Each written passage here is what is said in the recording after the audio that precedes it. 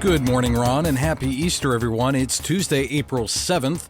Here's what's happening. Pope Leo XIV has announced that he will be leading a prayer vigil Saturday in St. Peter's Basilica for peace. In his Urbi et Orbi blessing on Easter Sunday, the Holy Father said, quote, "We are growing accustomed to violence, resigning ourselves to it, and becoming indifferent.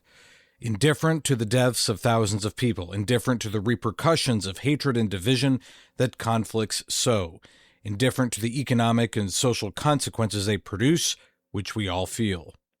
The Pope's statements come as U.S. President Donald Trump spoke yesterday about his plans for escalation if Iran does not reopen the Strait of Hormuz. We're giving them till tomorrow, 8 o'clock Eastern Time, and after that, they're going to have no bridges, they're going to have no power plants. Stone Ages, yeah. He made those comments during a press conference on the rescue of an American fighter pilot shot down in Iran. The CEO of Chase Bank is warning that the ongoing conflict with Iran could tip the U.S. economy into a recession. Jamie Dimon issued the warning in his annual letter to shareholders on Monday, writing, quote, "Now, because of the war in Iran, we additionally face the potential for significant ongoing oil and commodity price shocks. According to Dimon, it, quote, may lead to stickier inflation and ultimately higher interest rates than the markets currently expect." Artemis 2 has passed behind the moon and is now headed back to Earth.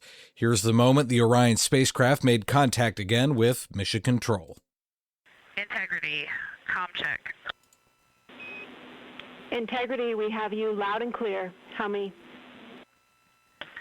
Houston, we have you the same, and it is so great to hear from Earth again. Yesterday, the crew broke Apollo 13's record for the furthest distance traveled from Earth by humans.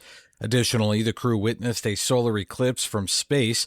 The mission ends Friday with a splashdown off the Southern California coast. Last night, President Trump spoke to the crew via telephone and congratulated them on their mission. An island church in Sri Lanka was able to celebrate Easter for the first time in 20 years after humanitarian deminers had cleared landmines from around the church. The mines were placed on Puvarananthavu Island during the Sri Lankan Civil War in the 1980s and 90s, when the island, which only has the church, was strategically significant. Father Jero Selvanyagam presided over Mass and said he was emotional to see fishermen bring their families to the church. And finally, the Michigan Wolverines defeated the Yukon Huskies 69-63 to win the NCAA men's basketball tournament. And that is the news this morning. I'm Matthew Handley. Back we go to Toledo. Here's Ron, Dave, and Pat.